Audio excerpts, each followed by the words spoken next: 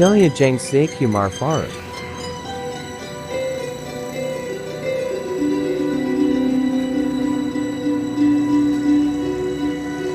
Assalamualaikum warahmatullahi wabarakatuh. Om Swastiastu, Om Namo Buddhaya, salam sejahtera dan salam kebajikan. Para pemirsa YouTuber dimanapun panjenengan semuanya berada, semoga kabar di sore hari ini tetap dalam kondisi sehat walafiat, tidak ada kekurangan apapun. Walaupun di luar sana pada di lockdown, tapi tetap niat baik kita silaturahim ke daerah Mojokerto. Kebetulan kami bersama rombongan berada di daerah Delangu, yakni tempatnya makam Mbah Ageng, yaitu Syekh Umar Farooq. Ya, semoga giat kami membawa manfaat, membawa kecerahan untuk hati kami dan untuk keseimbangan alam, sehingga COVID pandemi ini cepat sirna dari bumi Nusantara. Wabil khusus COVID Corona kita fatihi bersama-sama. Semoga COVID Coronanya cepat sadar dan kembali ke asalnya. Al-Fatihah. Ikuti giat kami hanya di channel Sanggar Cipta Alam.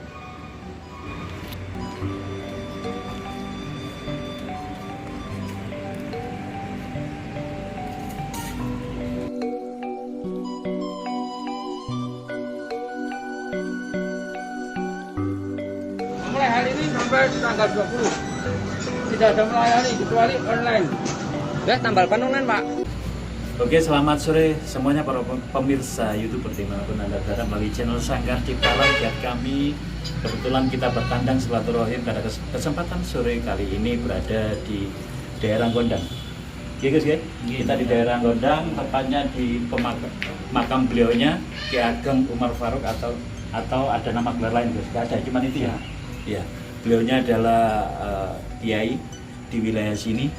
Insya Allah pemangkunya beliaunya, leluhurannya beliau termasuk menjagung wilayah sini, termasuk cikal bakalnya beliaunya juga. Langsung aja para pemirsa YouTuber, saya perkenalkan beliaunya Gus Irul. Dulu beliaunya termasuk yang sering ngisi di acara di Trans 7 di 2 dunia. Langsung aja Gus, terkait beliaunya, sejarah beliaunya mungkin yang pernah jenengan dengar dari turun-temurun keluarga gimana Gus? Kalau dari cerita bapak itu, Iya. Mbah Umar Farooq atau Ki Ageng Karanglo lah sebutnya. Itu Iya. sebenarnya seorang panglima perang. Panglima perang ya.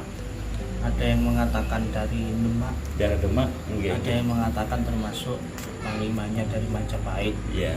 Tapi sudah Islam. Sudah Islam. Sudah Islam karena waktu itu Ada era Raden Fatah kan gitu ya.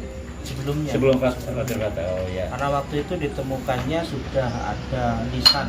Lisannya. Kan dalam sejarah nisan itu termasuk salah satu tanda kalau makam itu orang Islam. Iya. Betul. Di sini dulu ada yang namanya, kalau bahasa Jawa, Witlu. Witlo, Makanya disebut Karanglo. Karanglo. Berarti di sini tuh desanya Karanglo, kecamatan Gondang gitu. Dusun Karanglo, Karanglo. Desa Karangkuten, Kecamatan Gondang. Oke, iya Gus. Terus dari jenengan kan pelaku spiritual juga Gus. Dari sisi mistik ini apa yang bisa jenengan ceritakan Gus untuk khalayak publik? Apa yang pernah jenengan lihat secara batin ya Gus? Kalau dulu sering terjadi waktu masih kecil-kecil itu sering terjadi di sini kalau orang masuk ke wilayah ini, mau orang nyari rumput, mau hanya orang ada pohon mangga, Ada pohon mangga kan sering anak-anak itu ngambil pohon Mangga. mangga. Itu kalau sudah naik ke pohon dibawahi ular, zahir itu bukan walaupun siang ya. nampak kasus nyata ya Gus ya? Jadi ular ini di bawah pohon, jadi yang sudah terlanjur naik nggak bisa turun karena ada ular. Jadi itu tiba-tiba hilang ular. Iya Gus, yang saya rasakan masuk di sini itu beda banget. Kayak nuansa kita dikembalikan ke alam tempo dulu gitu. Beda, mohon maaf ya. Beda perasaan di sini. Kalau di sini beda. Yang terowongan yang sini dulu. Kalau itu sudah campur. Kalau sini kan kayak masih terjaga, energinya terjaga banget. Masih kalau di sini. Iya gitu ya, benar. Dan masih ada keterkaitan dengan yang saya ceritakan tadi. Kanjeng Kebon Rojo ini kan namanya Iya. Kebon Rojo. Mulai wilayah Karanglo yang sini sampai Turi yang sebelah pasar itu termasuk wilayah Kebon Rojo. Iya guys. Mungkin ada bisa ceritakan lagi. Oh Ustaz, Pak Kiai, paringan Mas sinten? Dulur. Saya paring asmo Muhammad Robiin. Nggih, perkenalkan jenengan dari wilayah mana jenengan? Umum dipanggil dengan Gus Biin dari wilayah Mojokerto sendiri. Mojokerto. Kota. Kalau saya menyikapi tentang makam dari Mbah Ageng Karanglo ini Iya, tidak dari sisi sejarah, tapi dari sisi spiritual. bukan Patrinya. dari sisi barokah, gitu ya. Barokah, Dari apa? sisi barokah, sebagaimana yang pernah kami temui dari beberapa peziarah mengungkapkan bagaimana ketika dia ngalap berkah itu di pesarian Mbah Ageng ini, ketika dia sakit dengan barokahnya itu alhamdulillah bisa dikatakan sembuh kan begitu. Nonton nggih. Begitu juga dengan keterkaitan masalah rezeki. Itu banyak sekali orang-orang berziarah itu menceritakan ketika susah dia wasilah di Mbah Ageng ini, alhamdulillah dari apa yang menjadi sulit itu akan menjadi mudah sekarang. Jadi Gitu ya. sisi dari barokah seperti itu yang kami dapati dari para peziarah. Berarti jenengan kategori istiqomah sering kesini gitu.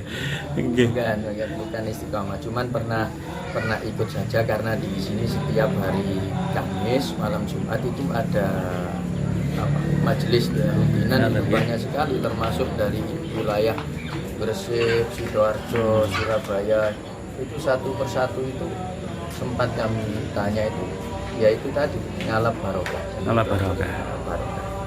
Iya, Gus, kembali lagi ke situ.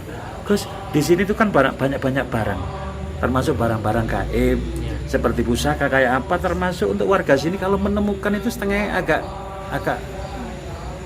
beresiko ya Gus, untuk kalau disimpan Gus. Menurut Kalau jenengan yang gimana Gus? terjadi meskipun bukan pusaka waktu itu, kalau memang ngambilnya tidak izin, Secara prosedur rata-rata pulangnya gila gitu ya. Gangguan jiwa. Sering terjadi seperti itu ya? Sering sampai sekarang.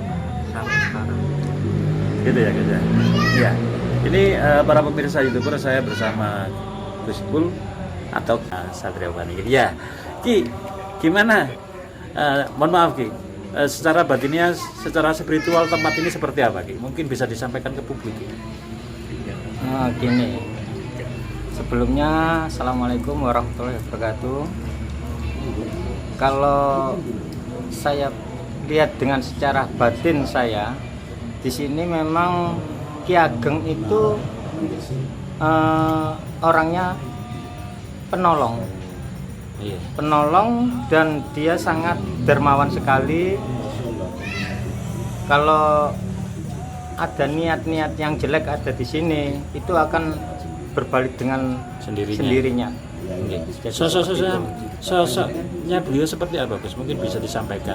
Beliaunya pakai baju kebesaran seperti jubah kiai, ketemu di jenengan, atau pakai seperti seorang senopati. Waktu yang saya lihat tadi, dia berpakaian kerajaan, kayak kerajaan gitu. Iya.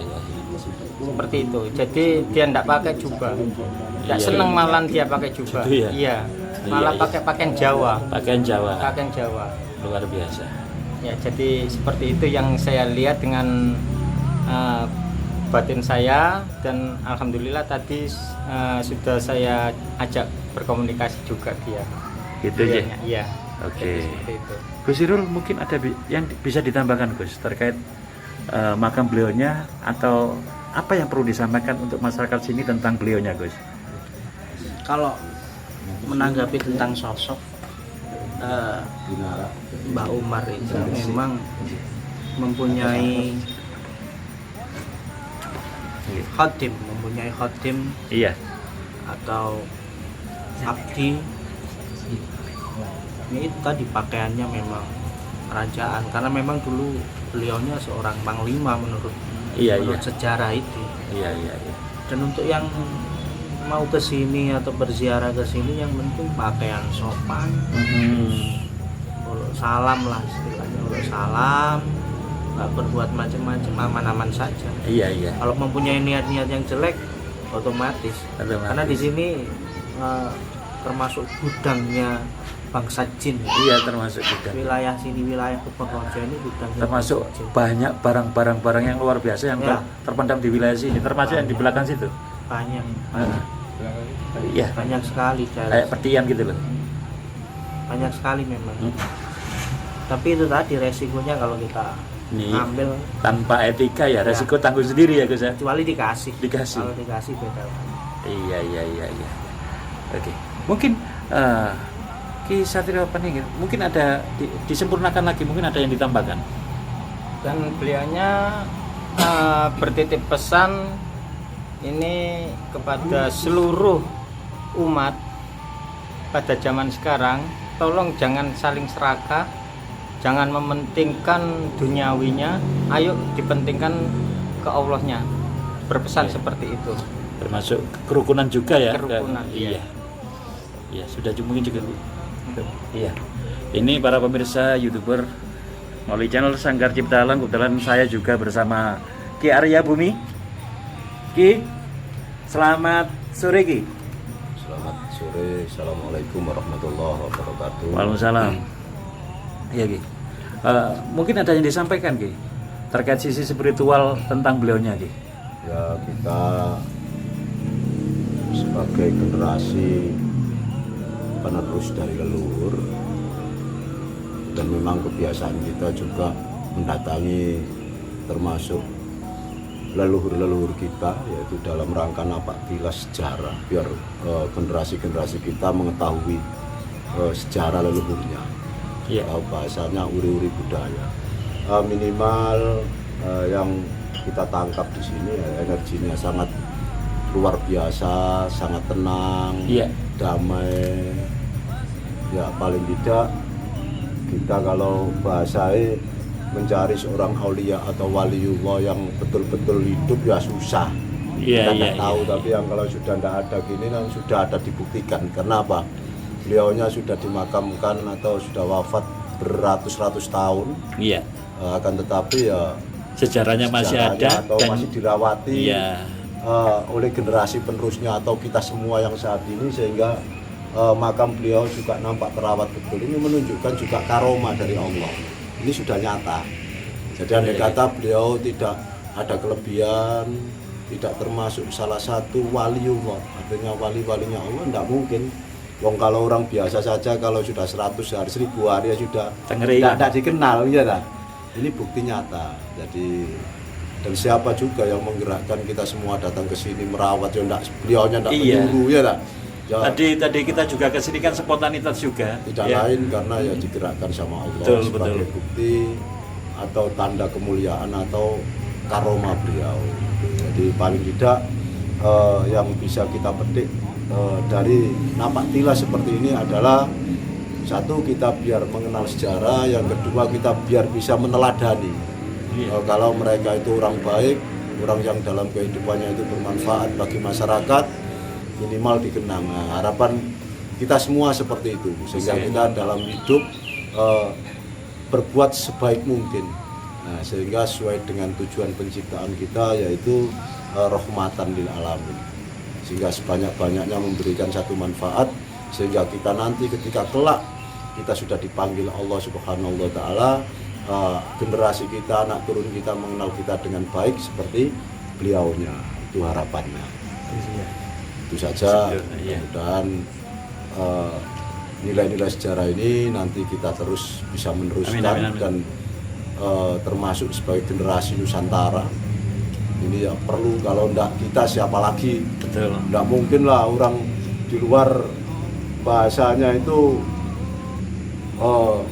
non muslim lah, artinya bahasa enggak mungkin. Masa ada orang non muslim uri-uri sejarah? Ini kan beliaunya jelas. Kalau dari sisi makam Gus Sirul tadi itu menjelaskan, ini juga dari sisi nama beliaunya juga penyebar agama Islam salah satunya ya Gus ya. Di samping kalau saya lihat beliau ini masih keturunan Majapahit, masih sangat dekat sekali, termasuk keluarga yang tadi disampaikan beliaunya Panglima, yang mungkin beliau ada penyebaran masuk Islam, kemudian mengembangkan ajaran agama Islam di sini. Kalau nama Ki Ageng itu biasanya menguasai satu wilayah. Jadi biasanya kalau zaman dahulu kalau ada gelar Ki Ageng berarti di sekitar wilayah itulah dia termasuk penguasanya zaman dahulu. Gitu ya. Ya itu saja sekilas keterangan tentang barangkali nanti ini beliaunya yang lebih paham. Kalau beliau ini adalah biar sekalipun masih muda, Gus Irul ini pengalamannya luar biasa. Iya. Beliau sudah sering tayang di Trans 7 ya Gus ya. Jadi banyak sekali beliau ahli sejarah, ahli spiritualis ya, barangkali beliau menambahkan monggo. Iya. Oke. Iya Gus, mungkin ada yang ditambahkan lagi Gus. Menurut pengalaman jenengan di sini mungkin istiqomahnya beliau di sini biasanya rutinitasnya hari apa, dari cerita-cerita turun-temurun apa Gus? Kalau rutinitas beliau Al-Quran, hataman Al-Quran. Sini ya istiqomahnya. Hataman Al-Quran. Karena beliau sendiri termasuk orang-orang yang ahli Quran. Iya. Dan kalau untuk Percaya. Rutinan di tempat ini ya seperti yang dikatakan Gus Biin tadi, setiap hari Kamis. Hari Kamis itu ya. Ya ada, dan ada haul, biasanya ada haul. Itu ramai sekali kalau lagi haul. Haul sama sedekah bumi ya Gus ya. Ya. Kalau dari silsilah beliau yang ditemukan oleh Yai Muslih, saya pernah baca itu naik ke termasuk Sunan Kalijaga. Terus Gus, mohon maaf Gus, sempat jenengan pernah cerita ada kursi yang nyata yang sekarang ini di tempat jenengan, dulu pernah dipindah-pindah ke lain tempat, itu bisa jenengan ceritakan Gus? Itu dulu punyanya itu siapa, Kanjeng yang menjadi kalau sekarang bisa dikatakan seorang camat lah. Ya camat ya. Seorang camat di sebelah timur makam ini. Dulu ada masjidnya, di situ ada masjid. Dan Kebon Rojo ini kepunyaan beliau. Beliau mempunyai suatu kursi yang biasa dipakai sendiri oleh beliau. Seringkali diberikan kepada seorang kiai daerah sini, tapi setiap dikasihkan balik. Dikasihkan balik. Subhanallah. Itu sekitar tahun 1900-an lah. 1900. Kursinya kayak seperti apa Gus? Kayak kursi raja. Gitu ya. Kayak kursi raja. Nah, terakhir dikasihkan kakek saya itu nggak balik. Nggak balik. Berarti kursi itu ada di tempatnya jenengan? Nggih.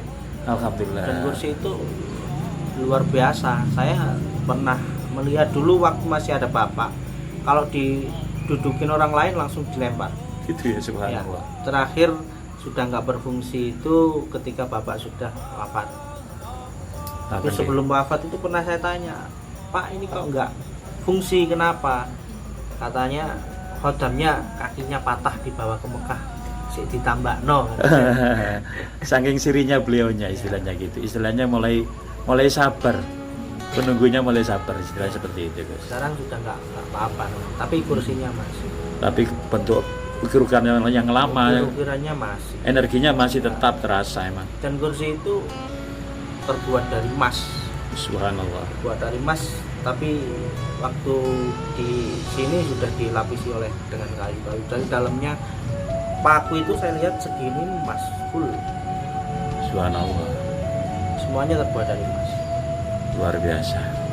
Oke para pemirsa YouTuber dimanapun Anda berada, itulah giat kami kesempatan pada sore hari ini. Kita tapatilah sejarah untuk wilayah Mojokerto. Semoga giat kami di area makam yang luar biasa ini mendapat hikmah dan manfaat, dan khususnya para pemirsa yang di luar sana mendapat keberkahan juga, menjadikan ini sebagai wacanan untuk kita lebih dekat kehariban Allah Subhanahu wa taala melalui channel Sanggar Cipta Alam.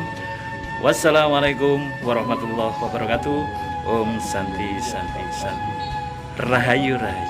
Salam bahagia, salam sukses, salam damai untuk panjenengan. Bye bye.